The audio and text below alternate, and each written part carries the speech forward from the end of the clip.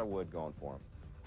Today on the show, we're taking a look at Myst 4 Revelation, Dukes of Hazzard, The Return of the General Lee, The Bard's Tale, and at Versus, it's Under the Skin against Alien Hominid.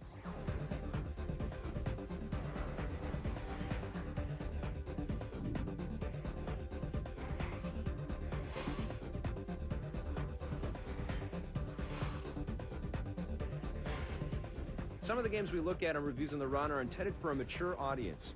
Please pay attention to each game's ESRB rating. All right, the first game that we're going to talk about looks just like this environment. We're going to talk about Myst 4. Yes. This one's from Ubisoft, who has officially become the most prolific and one of the most polished publishers on the planet. What'd you think? Well, what's cool about it is actually the disc is both Mac and PC compatible. I like that very much. You know, you're a big Mac kind of guy. I liked it because I was able to play it on my laptop while I was traveling around. And you didn't have to wait 7 years for it to come out to the Mac. Another thing about this game, too, is that we're talking, it's 2 DVDs, full DVDs full of content. It's like 100,000 gig or something? Yeah, well, 8 gig if you want gig, to want to put the full thing on your hard drive. This is just a pretty game to look at. It is. And what was interesting is that Myst 4 feels very similar to Myst 1 in a lot of ways. They haven't changed the engine in 15 years. Well, but what they have changed is the visual fidelity is a lot better, and there's a lot more sort of 3D interactive kind of stuff going on. Correct. But it's still one scene, and then you click to the next scene, and scenes just load up. Right. It's not really like a free-flowing 3D immersion kind of experience, which I prefer still. Yes, but I did appreciate a lot of the stuff in this game. But the great thing is not only is it picture perfect, but it's scenes that don't really exist. So it's kind of like watching Bryce, the software package Bryce, creating this stuff. And they also use live video footage as well to kind of tell the stories. It doesn't look perfect a lot of times. No, and the acting isn't perfect. And the acting isn't that great. It's pretty good, though. Well, it's a B-movie. But I was pretty impressed. You don't expect great acting with live actors in video games. Well, yeah. Why not? Because you should. Historically, we haven't gotten that. Right, but it would be nice to see. Yeah. What was impressive, though, is that even though these worlds are incredibly alien, it all seems plausible, which is so bizarre. Like, you press the buttons and you see the widgets turning and moving, and you can almost, visualize this in reality. Now, the thing, though, to know about these puzzles, which, they're very, very difficult, and it's going to take you a lot of time, but one thing they did change is that it's not just a linear experience. You can literally go to a lot of different puzzles, come back. Oh, maybe you don't want to figure out, so take a break. Yeah. Let's go to another one and figure that one out. Maybe you got a little farther. It's and true. The way you figure out these puzzles is basically by clicking on different hot spots and coming up with combinations. Which drives me crazy. If I do this, then that happens. Listen, if you have the patience, you're going to be able to work your way through this no problem. But what they've added to sort of make it appeal to a broader audience, and I think it's a welcome feature, is this help map that's hidden in the options screen. Basically cheating. It's like a 3-tiered help map. So like you can go in and just give you a little tiny hint. And then they're like level 2 will give you a little bit more info, and level 3 will basically say do this, do that, do this, and this will work. Jack Wall did the music, which was a beautiful, very lush cinematic score. Which was very soothing and absolutely fits the game. Exciting. And Peter Gabriel, in fact, wrote a special song just for the game with vocals and stuff. So he's Peter Gabriel throwing his hat into the video game music ring. Myst is more for, really, and I don't mean this derogatory, but the 40 and over crowd. My mom bought Myst. Right. For overall, I give it a 7.5, but people who love this are going to give it a higher score. I got you on that one, too. I'm going to give it a 7 out of 10. On the positive side, you get both a Mac and PC versions on the same discs. The graphics, although static, are absolutely phenomenal. And finally, the soundtrack and sound effects are absolutely amazing. On the negative side, if you want to put the full install of this game on your hard drive, you're going to need about 8 gigabytes. The point-and-click slideshow-like action of this game definitely isn't going to be for everybody. And although you'll feel like a king for solving those puzzles, they are just way too hard. All right, stick around. We're staying outside, but we're coming right back with a look at the Dukes of Hazzard. And Vic's wearing his Daisy Dukes for us. Can you guys believe this? We're talking 3D football already. We're at the tail end of 2004, and here we go on a handheld, 3D football. This is Madden NFL 2005. I'm blown away that EA got this thing out so quickly. Now, that's not saying that there aren't some issues that I have with the new NFL game from EA for the DS. It's solid football. It plays quite well. It's got some pretty good speed going on. You've got wireless connectivity, so you can play with another person with the DS version of this thing, and it actually flows pretty good. However, there are some bugs in the game, and there are some little issues in the game that sort of give you the impression that maybe they rushed this one a little bit so that it would be out in time for the DS launch. But seriously, so far, this is the best-looking portable football game you can find. This is a great first step for Madden on the DS. I'm very impressed. I'm giving Madden NFL 2005 for the Nintendo DS 8.5 out of 10.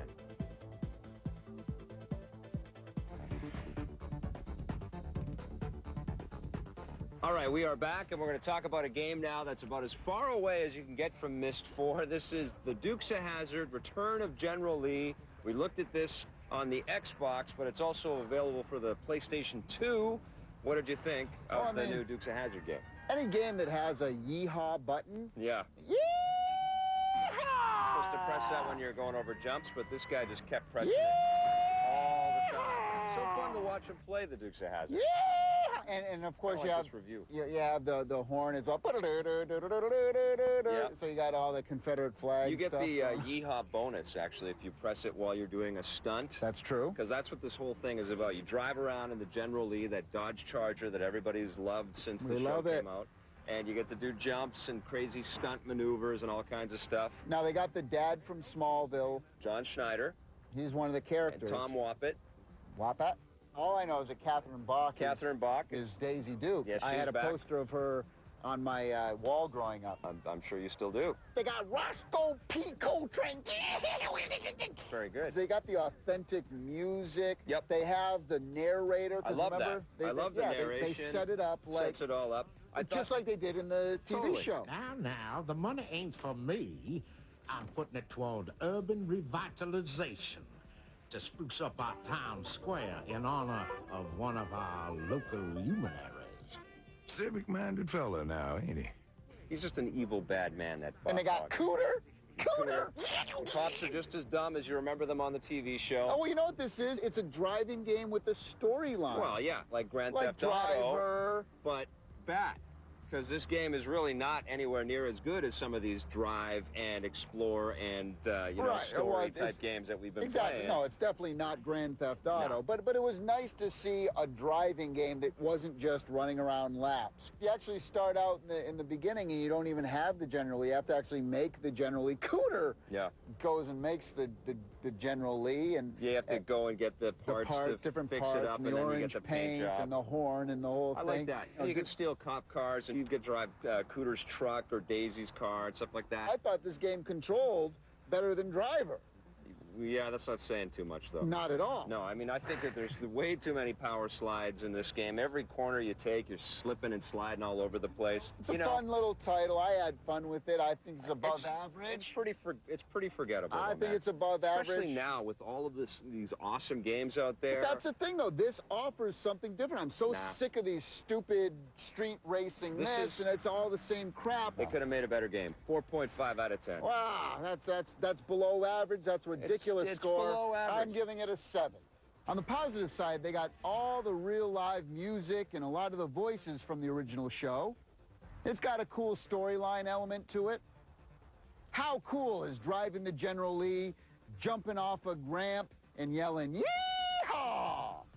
On the negative side, I thought the controls were ridiculous. You're power sliding all over the place. The AI and the other vehicles in the game is sad. And the best part of the Dukes of Hazzard is the cool yeehaw jumps, but there just aren't enough of them in the game. All right, today on Hardware, we're going to talk about the brand new Logitech MX1000 mouse. It's a cordless mouse, and the big deal about this thing is that it's using laser beams. Laser beams. And I always thought that the optical thing was a laser, but this is actually true laser. This is, you take this mouse and you go, and you can start killing people. You can't hurt people. It's excellent. You split them right in half. but you're supposed to have 20 times the precision, and you'd be a lot more precise on this. So, but wasn't the other one? I mean, I was playing this going, okay, it's just like my other mouse. And now the Logitech MX1000 is about $80 US, which is the cost of 2 games. You can actually buy Half-Life 2 and Doom 3 for the cost of this mouse. Right. So do keep that in mind. Yeah, keep that in mind a lot when you can buy a mouse for $9 that does the same thing. Well, it has all the extra buttons and things that you want, so you can, jump between web pages really quickly. But it has that weird, on the wheel, the wheel in the middle? Yeah. It goes left to right. Right. I didn't like that. Well, that's for sliding things, like if you have a page that's long lengthwise and you need to slide and scroll that way. Love the cordless technology. Love all the extra little widgets on it. I'm not going to recommend it. I like it, but it's just too expensive. I would never buy this. I agree with you. I'm not going to recommend it either. On the positive side, the mouse features a very cool ergonomic style to it. There's lots of great functionality with all the different buttons on the mouse. And cordless technology and rechargeable batteries are always a good thing. On the negative side, if you're not used to the wheel moving left to right, side to side, it may be a little odd for you. And at $80, it's just a lot of money to spend on a mouse. All right, so stick around. We're coming right back with a look at...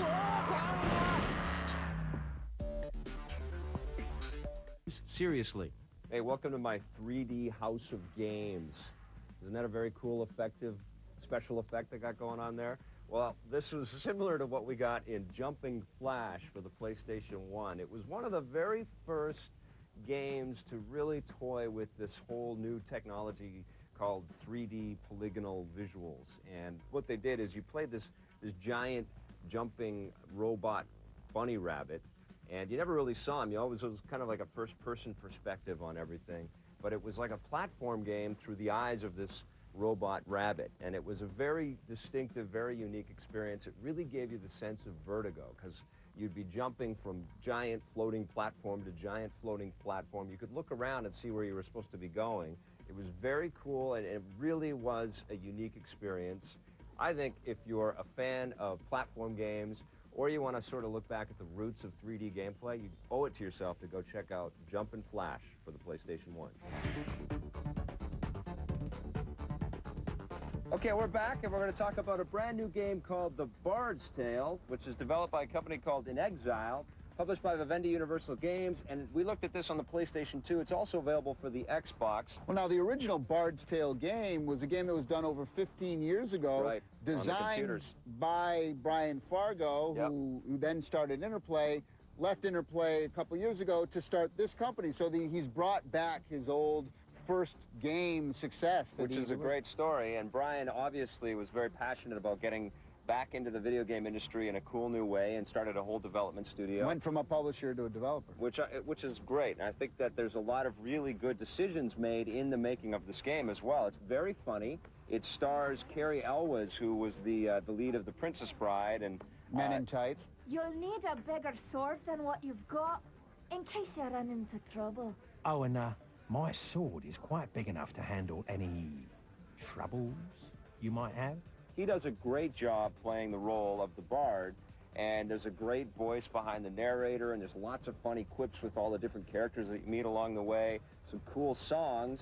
This guy did the audio for the game, and I was really impressed with the audio that I heard in the game and the songs in the game. Graphic-wise, they went with the Snowblind engine, which we've already seen in the Baldur's Gate Dark Alliance game, and then Sony used it for the Champions of Norath game for the PlayStation 2. And I have to be honest with you, I'm bored of this engine. I'm bored of this overhead perspective. I would have liked to have seen a closer camera angle. Especially if we're talking about a game that used a lot of storytelling and script writing and stuff like that. Emotion. I mean, you've just got lame camera angles in the cutscene that are almost always overhead. There's no really, flashy presentation, cinematography. So I got kind of pulled out of enjoying the experience because of that. But here's the thing, though. It's so unique because here you have a more simplistic RPG that's humor and funny. How many humorous RPGs are out there. It's very unique. We just played one, which I loved, which was Fable, had lots of comedy. That's not comedy. Come on. When you can call a character Arseface. If you're calling... I had fun, and there was laughs to be had in Fable. If you're and calling Mario, Fable a comedy, I'm not calling it a comedy, but well, that's what I'm saying. How many comedy games are out there? I'm not also calling Bard's Tale exclusively a comedy. There's some funny bits in it. Well, it is. And the other thing that it doesn't have is multiplayer of any sort, and when you're playing a game that emulates that gauntlet type experience. But because it's so story-driven... But this is a game where you're summoning helpers all the way through the game, and I'm going, well, why can't somebody else help you beat these bad guys? And that's the other thing with the game, is that it's very tough. You get surrounded by enemies really quickly, and there's no, like, warning signs when you're about to die or anything like that. You see your little health bar go down. But if you're battling with 90... That's a warning sign. Yeah, you're battling 9 guys, and you're going to be looking at your health bar, I'm going to give it 6.5 out of 10. I'm giving it a 7.5. On the positive side, the script, humor, and acting was really well done. It's an RPG that's easy to jump into, and we really liked the music and sound effects, didn't we, Vic? Nice. On the negative side, this is using the Snowblind engine, and the presentation is starting to look a little bit stale now. It really hurts that we can't get closer with the camera angles. And another thing that kind of bugged me is that I kept dying by being surrounded by bad guys and constantly had to restart from my last save point. So there you have it. Bard's Tale's pretty cool, but I was a little bit disappointed. Very unique. It is unique. But we're coming right back with the Versus starring 2 weird-looking aliens. It's Alien Hominid versus Under the Skin after the break. Favorite Star Wars games. Number 1 is Star Wars Battlefront. Number 2, Star Wars Knights of the Old Republic. Number 3, Star Wars The Clone Wars. Number 4, Star Wars Jedi Knight 2, Jedi Outcast. And number 5, Star Wars Rogue Squadron 3, Rebel Strike.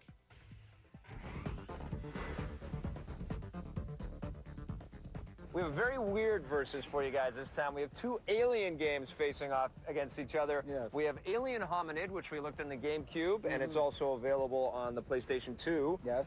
Against Under the Skin from Capcom for the PlayStation 2. Right. Now, what did you think of the graphics for these 2 wacky games? Well, I gotta say, like, you know, Under the Skin, is it me, or are they completely ripping off the dude from Pikmin with the little thing sprouting out of his head? Yeah, it's very odd looking. Basically, the Cosme alien character is running around different sections of Earth and terrorizing human beings. And, right. But he does all these different pranks and stunts and things like them. So there's all these little animations. Very strange. Guns that you can pick up, drop tacks. Now, the other one, though, is kind of like gritty comic book thing. It's based on a Flash game that's Is been that very what that popular is? on the internet, and what they've done is they've fleshed it out and made it into an actual console game, and they've made the graphics a little bit sharper, and they've added a few more frames of animation, but it definitely is kind of a... very gritty comic book style. It's very independent simplistic. Comic Yes, book yes. kind of vibe. That's a to great it now. tag for it. This style isn't exactly one that I, care for too much, but I gotta say, it has some funny animations. A guy gets too close, you slit him in half, and you can... It's like 2 pieces of meat, or you can bite his hand off. It's very violent as well. It's very violent. Little blood splashes everywhere. Gushing out of his throat. Crazy bosses. Lots of really gigantic, fill the screen type bosses. There was this one level where you're bouncing up on top of cars and you're shooting at this thing that has this hook, and it's just crushing the cars in one sweep. It was really cool. I really have to give these games a draw when it comes to the graphics. They're both unique. They're both totally weird, very strange looking. Very strange. They don't suck. It's just something you're not used to seeing. I would give Alien Hominid the slight edge because I'm impressed that these guys got together and made a Flash game into a console game, and they've done a pretty good job. And it's even crazy. How about audio? Audio-wise, I think definitely Under the Skin is a little bit more impressive audio-wise. Really, to me, I just got to give it dead even, and I'll tell you why. Why was that? Both the music for both games... I thought the music was okay. Completely adequate. Yeah. Completely matched the deal, but just nothing that I remembered or would take away with me is, wow, that really blew me away. I think Under the Skin has better audio. Very slightly. Now, what about in terms of gameplay? Right. Completely different experiences. Yeah, it's pretty hard to compare them straight head-to-head because one's a 2D shooter, kind of like Metal Slug. As unique and strange as Under the Skin was, though, I didn't get into it at all. I just didn't like the whole thing of, you know, you possess a human, then you have to go to a UFO, and why do you have to go to a UFO? And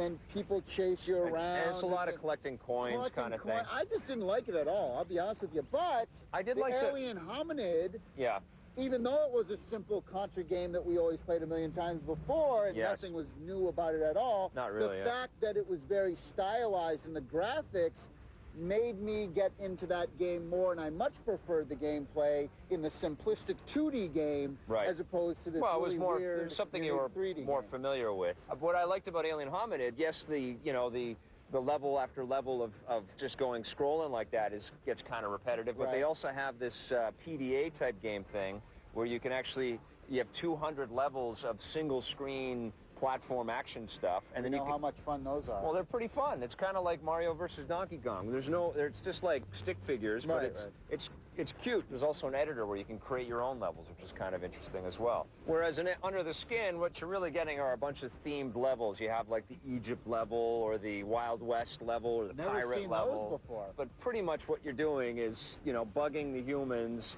becoming a human for a second, and trying to get as many coins as you possibly can. I'll tell you, one of my biggest problems in the gameplay of Alien Hominid, though, was that the jump button was not responsive enough. When I hit the jump button, it took way too long for him to go into his animation, especially when you're playing a lot of these bosses. It's a choppy game as well. You really need, you know, you want a 2D side-scrolling game like this. To be super fluid, you 60 need it frames to be a second. Quick.